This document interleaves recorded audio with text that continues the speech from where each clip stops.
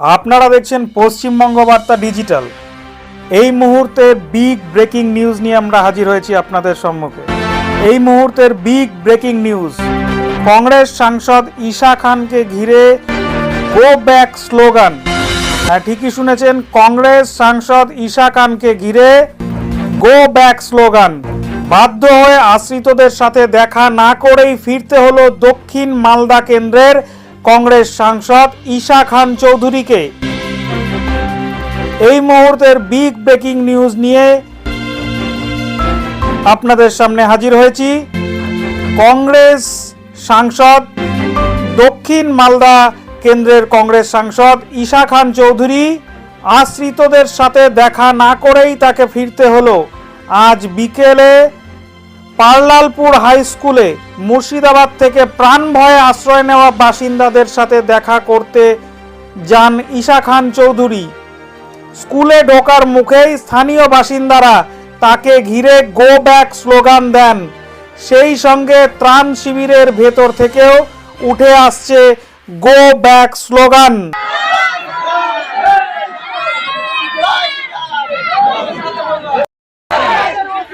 শুনে নেব তার প্রতিক্রিয়া এবং এই বিষয়ে কি বললেন Soumik Bhattacharya, chief spokesperson, MP, Rajya Sabha.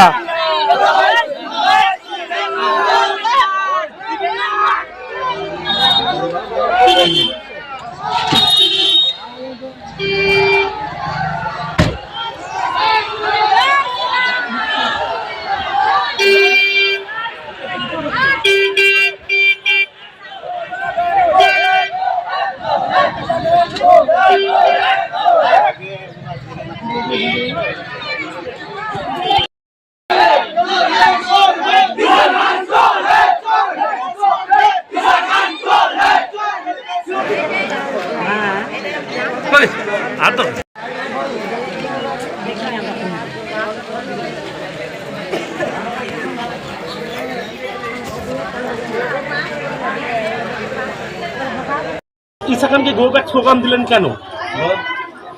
আপনারা ঈশা খানকে গো ব্যাক, আমরা ঈশা খানকে চাই না। কেন? আমরা কেন বলতে পারবো না, আমাদের মধ্যে ওরকম বলার ক্ষমতা নাই। আমাদের মধ্যে এখনো আতঙ্ক শেষ হয়নি। আমাদের বাড়িঘর পোড়ানো, জ্বালানো, বাড়িঘর ধুমধাম ভাঙানো, এগুলো আমার এবং বৃদ্ধ বাবা মাকে নিয়ে দৌড়ে পালিয়ে আসানো, আমাদের এগুলো আমাদের এখন আতঙ্ক আমাদের ভিতর থেকে শেষ হয়নি। আমরা এর চেয়ে বেশি বলতে পারছি না। আমরা এখন আতঙ্কের মধ্যে আছি। আর আমরা ঈশা খানকেও চাই না। আমরা কোনো টিএমসি নেতা চাই না। আমরা চাই না।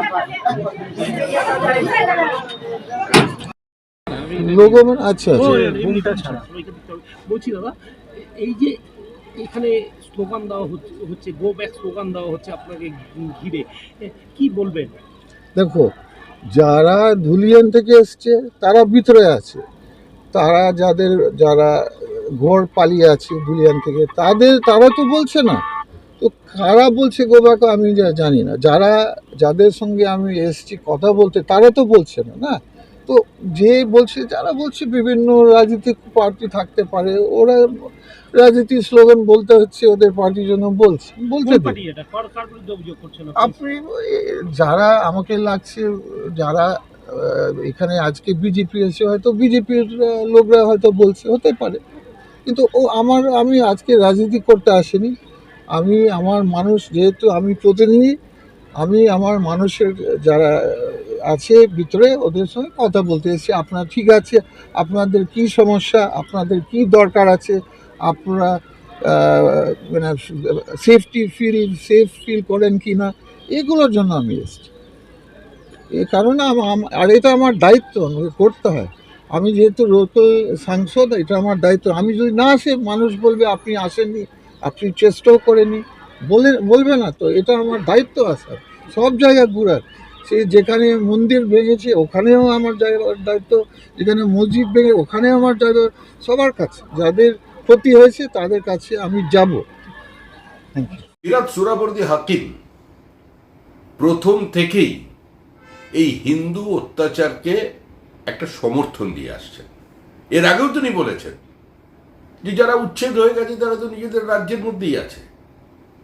আর আজকে দুজন নিরপরাধ পিতা পুত্রকে কুপিয়ে খুন করা হলো আর রাজ্যের একজন মন্ত্রী তাকে সমর্থন করছেন, আর সেই কারণে হিউম্যান রাইটসের সমালোচনা করছে। কোন রাজ্যে এরকম ঘটনা ঘটেছে ক্যাবিনেট মিনিস্টার দাঁড়িয়ে বলতে ধর্মান্তকরণের কথা? সেদিন যদি মুখ্যমন্ত্রী বিরোধিতা করতেন হুমায়ুন কবিরের কথার যে 30% হিন্দুকে কেটে ভাসিয়ে দেব, সেদিন যদি বিরোধিতা করতেন